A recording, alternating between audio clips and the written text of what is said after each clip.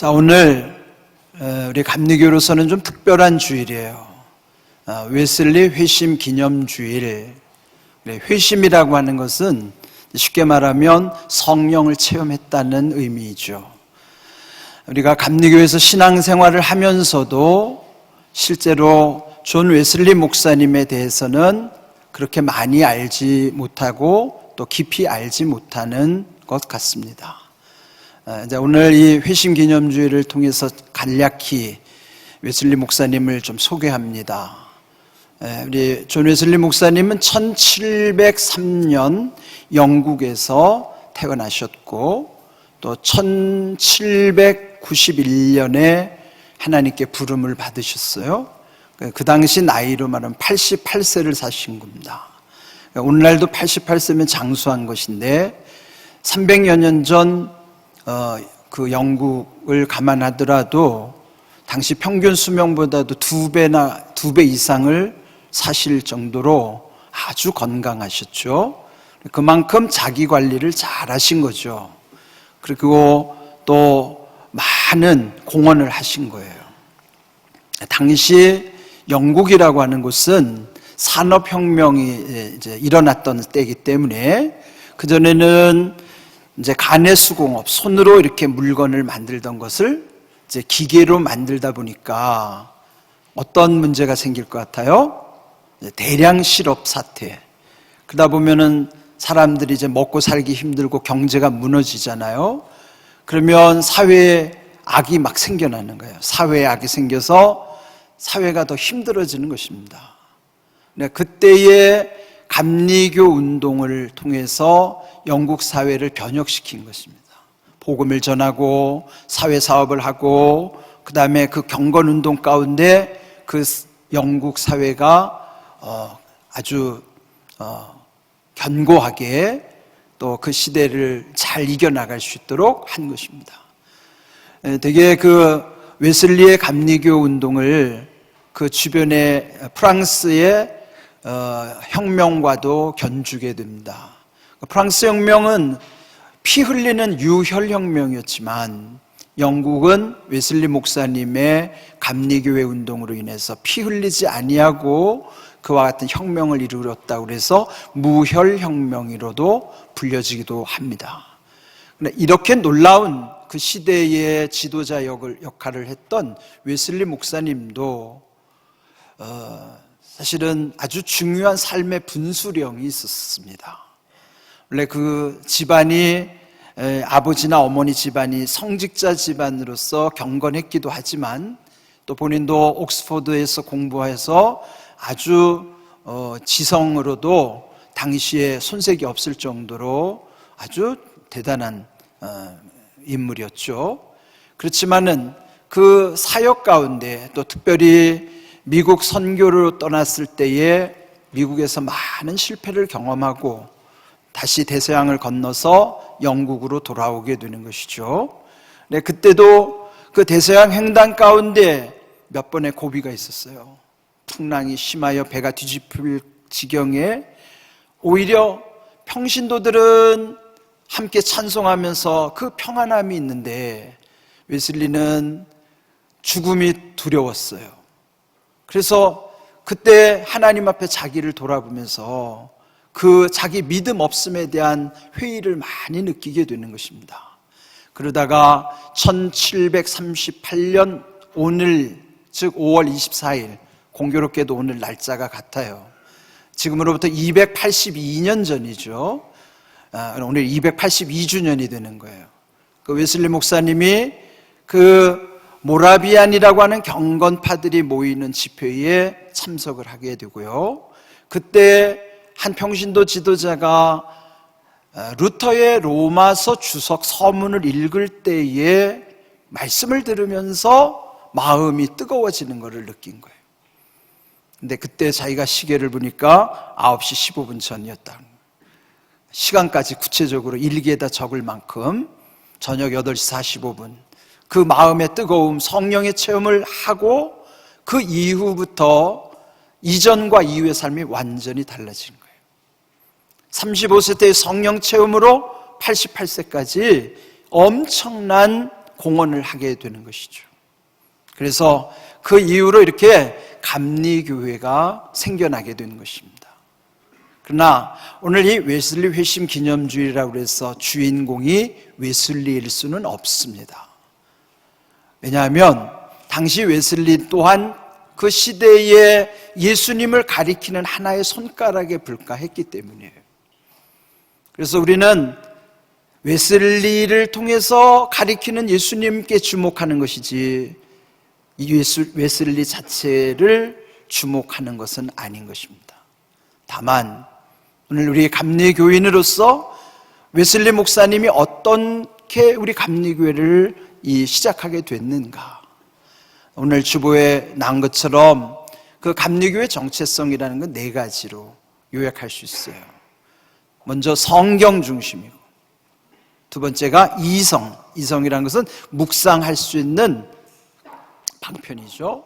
그리고 초대교회로부터 모든 교회를 전해져 내려오는 아름다운 전통, 그리고 이 3가지는 사실 처음에 초창기 웨슬리가 몸담고 있던 성공회의 하나의 강령과 같은 거예요. 그런데 웨슬리는 감리회 운동을 하면서 거기에 경험을 더 보탰어요. 그래서 정녕 우리 감리교회 성도들이라면 이 4가지를 잘 마음에 새기고 이것이 우리의 정체성이라는 거예요. 그래서 성경 말씀 중심으로 이성 묵상과 그리고 전통, 무엇보다 중요한 것은 여러분 각자가 말씀을 체험하는 삶, 그 4가지가 우리 감리교인됨의 정체성이라 하는 거예요. 그러니까 이렇게 여러분이 좀 알고 있어야 그래도 뭐 감리교인이 뭔가를 여러분 알고 우리가 살아갈 수 있지 않겠어요? 나 제일 중요한 것은 평생 주님을 사랑했던 웨슬리 목사님의 그 주님 사랑을 우리 마음에 새기면서 우리도 살아가는 것입니다. 그렇게 이제 대충 오늘 웨슬리 회심 기념주일이라 그 정도 여러분에게 소개를 하는 것입니다. 그래서 282년이 지난 오늘 우리에게 또 이 시대에 우리는 또 작은 웨슬리들로서 우리 시대에 하나님이 주신 사명을 감당하는 것, 그것이 우리의 삶의 과제이기도 한 것입니다. 또 그런 교회가 공환교회가 되어야 하는 것이죠. 자, 오늘 이제 본문의 말씀의 제목을 보시면은 이 잠깐의 고난, 영원한 영광. 오늘 우리가 주목해야 될 단어는 고난이라고 하는 거예요. 베드로 사도가 사역할 당시도 로마 제국의 엄청난 박해, 핍박을 이겨내면서 그 믿음이 오늘 우리에게까지 전해진 것입니다. 그러면서 이 베드로전서에 보면 그때의 고난을 통과했을 때의 상황들이 잘 묘사가 되어 있어요. 누구나 고난을 즐길 수는 없죠. 고난을 원하지는 않아요. 그렇더라도 우리 인생에 고난이 없는 인생 또한 없습니다. 우리가 원치 않아도 인생은 항상 고난을 딛고 가야만 하는 것입니다. 그런데 문제는 그 고난이 어떤 고난이냐를 아는 것이 중요해요. 어쩌면 여러분들 중에는 지금 고난당하는 분도 계실 거예요. 이전에 극심한 고난을 통과하신 분도 계실 거예요. 어쩌면 지금 우리 앞에 또 다른 고난을 또 향하여 가고 있는지도 몰라요.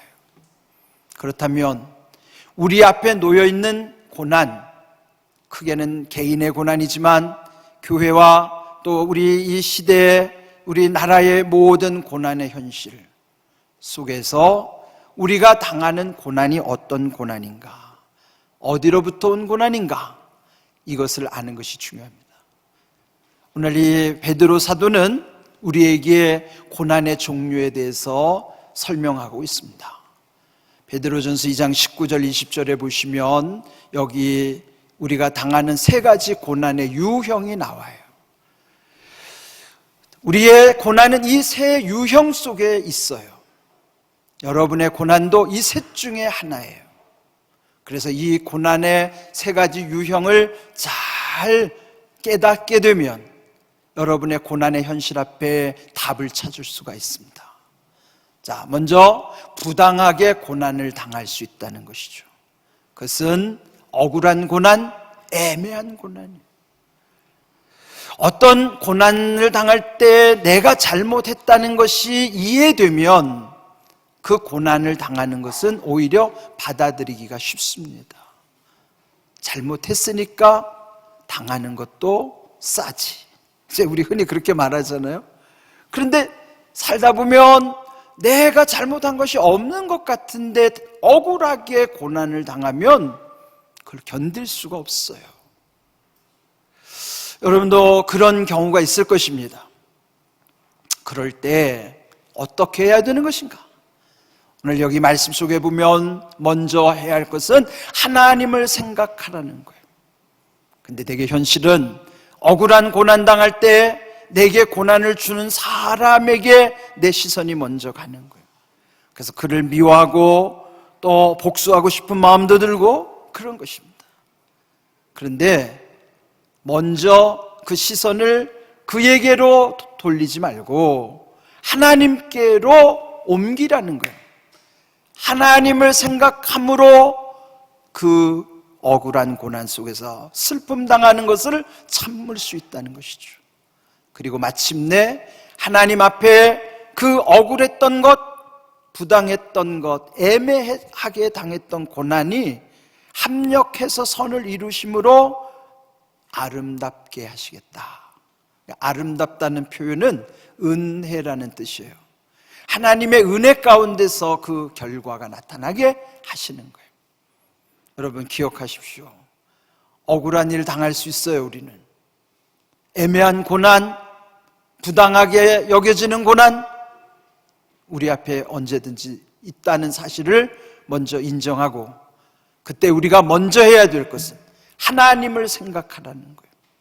하나님 생각하지 않으면 그걸 우리가 견딜 수가 없어요. 그래서 생기는 병이 화병이고 정신병이에요. 스트레스를 이겨내지 못하면 내가 무너지는 거예요. 왜 하나님을 생각하라고 그러면 하나님을 생각해야 살아나는 길이 생겨요. 여러분 억울한 고난 당할 때 있거든 먼저 하나님을 생각하시기를 바랍니다. 그래야 여러분이 그 고난을 이길 수 있어요. 그리고 마침내 그 고난 속에서 하나님께서 함께 하시면 그 고난이 유익한 결실을 맺게 하시기 때문인 것입니다. 그 다음 두 번째 고난은 죄가 있어서 당하는 고난입니다. 이런 경우는 너무 많아요. 죄 때문에 매를 맞는다. 죄로 인한 그 고난 당할 때는 참으면 무슨 칭찬이 있을 것인가? 이게 무슨 말씀이에요? 죄로 인한 고난 당할 때 참는 것은 어리석은 거래요. 여러분이 깨달아질 때 내가 지금 당하는 고난은 내가 죄 때문에 당하는 고난이라고 깨달아지면 즉시로 회개하는 것이 가장 지혜로운 거예요.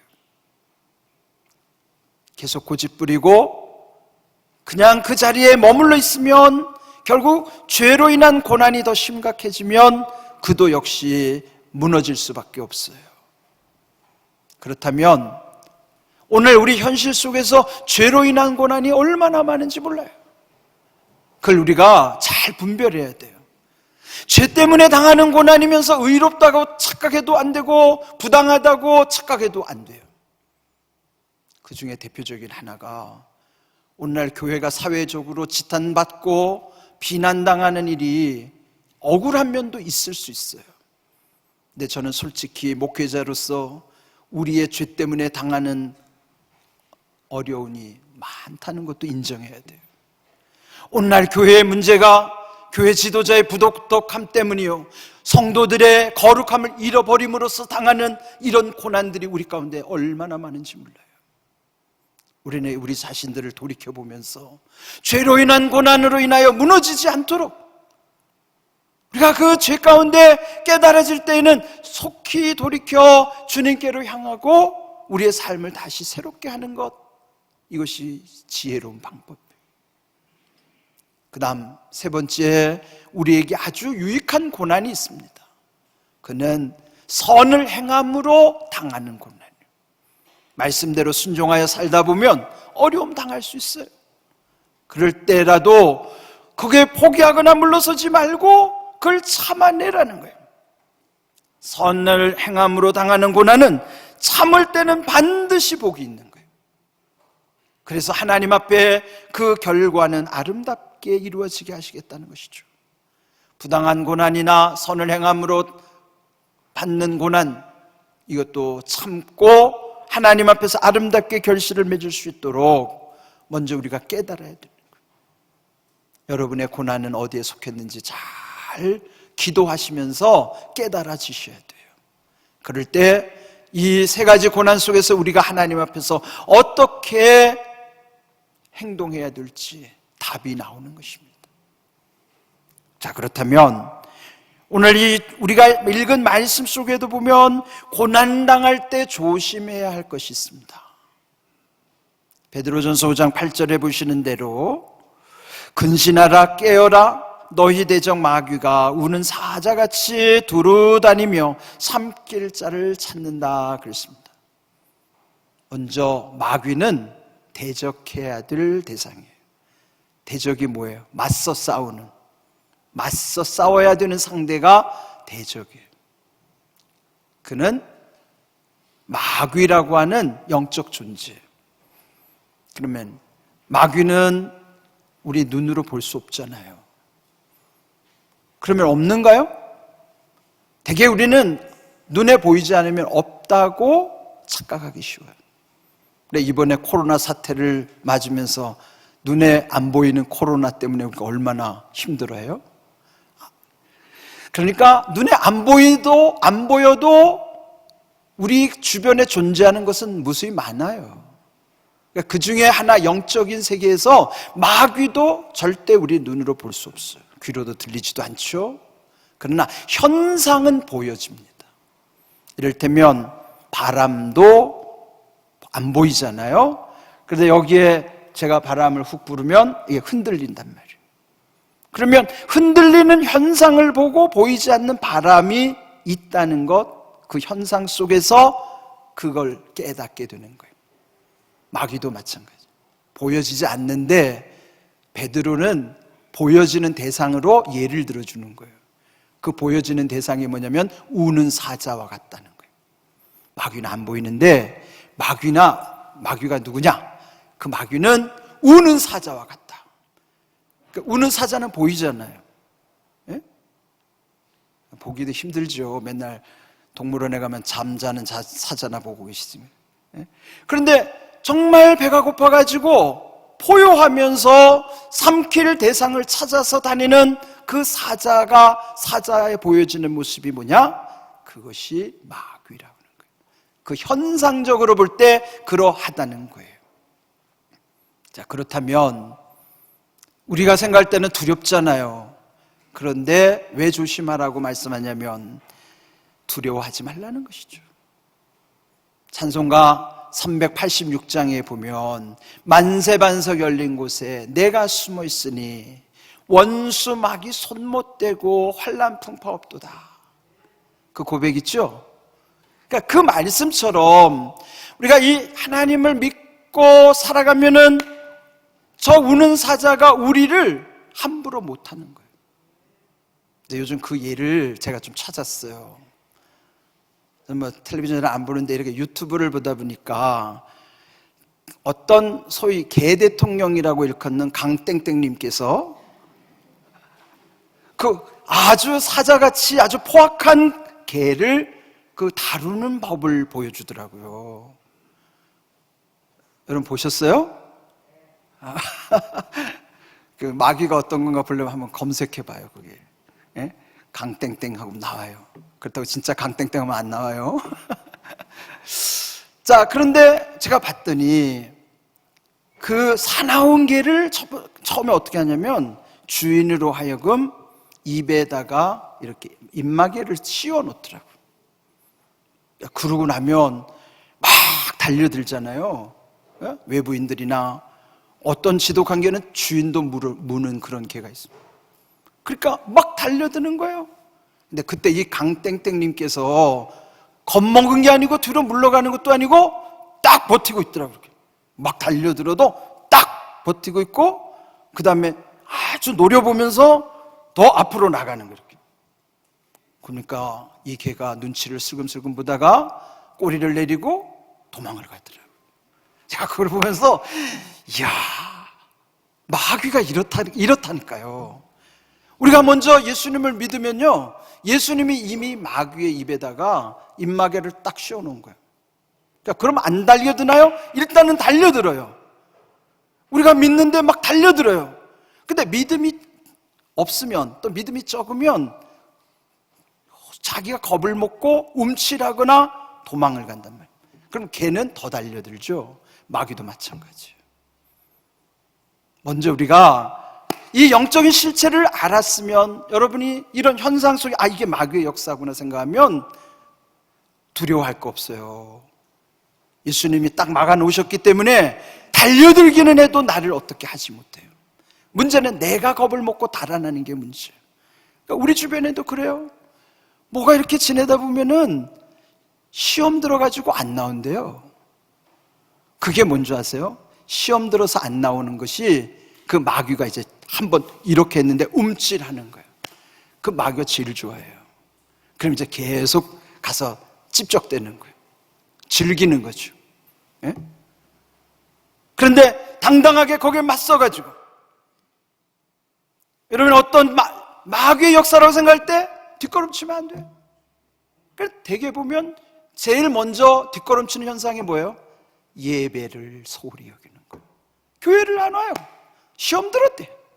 그것도 권사님이. 세상에, 감리교 권사는 시험 들었다는 소리 들으면 안 돼요. 오늘 감리교의 생일과 같은 날인데 감리교의 꽃은 권사예요. 시험 들으라고 권사 맡기는 거 아니에요. 예? 여러분, 감리교 권사님들은 프라이드를 가지셔야 돼요. 감리교의 꽃이 권사님이라고요. 권사할 때 그 사자가 무슨 사자 쓴 줄 아세요? 스승사자 써요. 스승사자. 예? 선비사자 쓰기도. 집사할 때 그 뒤에 사자는 그 사자 아니에요. 그건 일사자예요. 일사자. 집사의 사자하고 권사의 사자는 한문이 달라요. 질이 달라요. 집사님은 일하는 것에 일할 사자고, 권사님은 가르치는 위치에 있는 거예요. 마귀가 제일 좋아하는 말이 뭔지 아세요? 시험 들었다는 말이에요. 예? 시험 들었다는 말 즐기는 거예요. 여러분 명심하십시오. 조심해야 될 것, 마귀의 실체를 먼저 알아야 되는 거예요. 그래서 이게 마귀 현상이라고 깨달아지면 뒷걸음질 치면 안 돼요. 담대해야 돼요. 맞서야 돼요. 대적해야 되는 거예요. 예수 그리스도의 이름으로 여러분이 물리치시기를 바랍니다. 그런 믿음의 확신을 가져야 되는 거예요. 저도 목회 초년 시절에는요, 누가 뭐 귀신 들린 사람이 있다 그러면 제가 먼저 겁이 나요. 아이고, 혹시 나한테 해코지하면 어떡하지? 근데 교인들이 지켜보니까 이거 표시도 못 나겠고, 이게 두려운 거예요. 근데 어느 순간에 말씀에 깨달아지고 보니까 이제는 담대해지기 시작했어요. 어떤 귀신이 들린 사람이 와도 벌써 분별이 되고 그를 이길 수 있다는, 그 내가 이기는 게 아니에요. 예수님이 이기게 하시는 줄로 믿습니다. 예수님이 그 마귀의 재갈을 물려놓으셨기 때문에 우리를 해할 수가 없어요. 두려워하지 마십시오. 이 고난 가운데 마귀를 대적할 수 있다는 것이 그리스도인의 특권이에요. 움찔하지도 마세요. 뒷걸음질 치지 마세요. 더 적극적으로 예배에 나오시고 더 기도하시고, 그런 모든 걸 이겨내게 될 때에 우리 이런 시험을 통해서, 또 이런 고난을 통해서 하나님이 우리에게 주시고자 하는 목적이 있는 거예요. 그렇다면 고난을 당할 때 기억해야 될 것도 있습니다. 오늘 읽은 5장 10절에 보면 모든 은혜의 하나님, 여러분 하나님 앞에 어떤 하나님이라고 설명을 하는 게 중요해요. 모든 은혜의 하나님은 모든 것의 은혜를 우리에게 주시는데, 중요한 것은 그리스도 안에서 하는 거예요. 하나님은 그리스도 안에서만 하나님의 뜻을 이루시는 거예요. 그리스도 안에서만 하나님의 약속이 성취되게 하신 거예요. 그래서 우리는 늘 그리스도 안에 있어야 되고, 그리스도 안에 있는 우리를 불러주신 바는 하나님의 영원한 영광에 들어가게 하시기 위함이라 하는 거예요.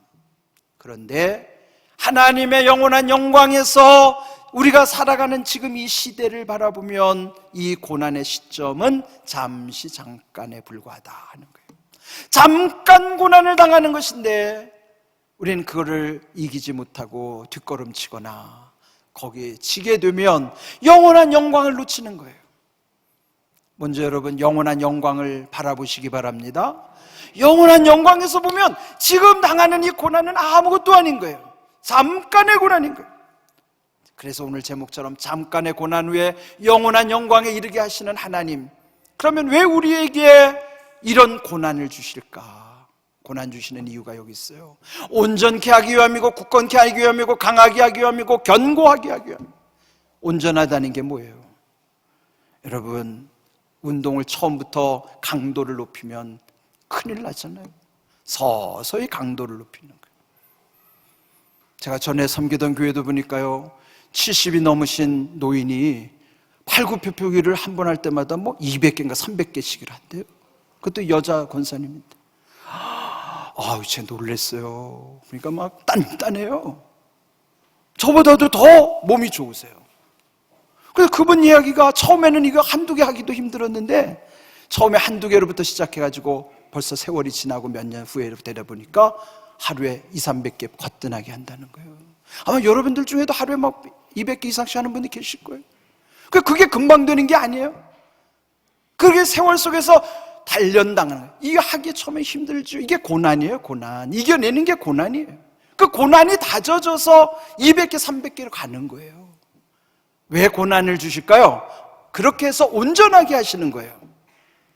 그게 하나님의 뜻이, 우리에게 고난을 통해서 우리 믿음이 더 온전해져서 인생에 당하는 모든 고난을 다 능히 이길 수 있도록 하시는 것입니다. 그런데 여러분 보세요. 우리가 자녀를 키울 때도 그렇잖아요.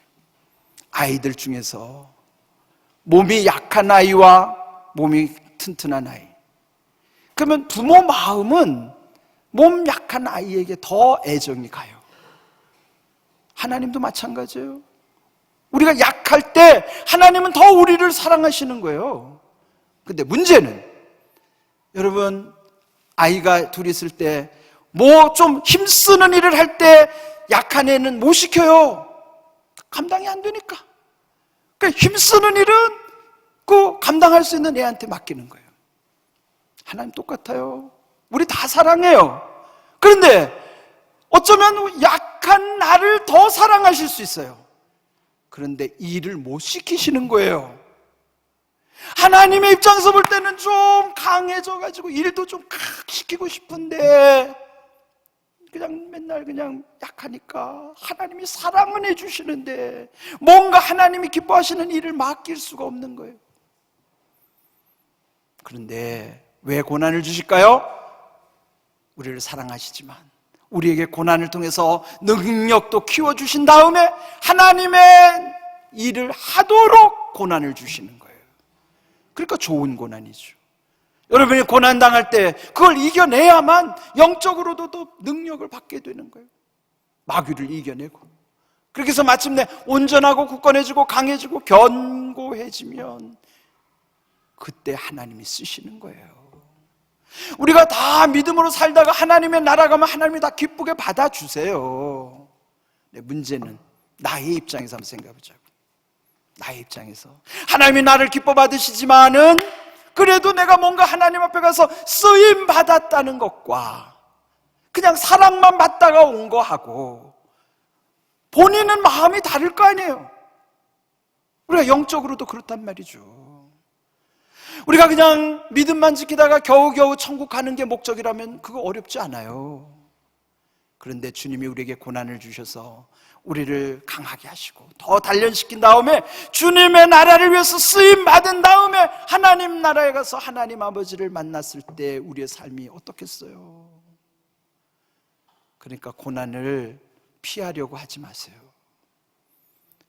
기도할 때 고난이 없게 해달라고 기도하지 마세요. 그렇게 되지도 않지만 그는 믿음의 기도도 아니에요. 고난을 이길 수 있는 믿음을 달라고 기도하시기 바랍니다.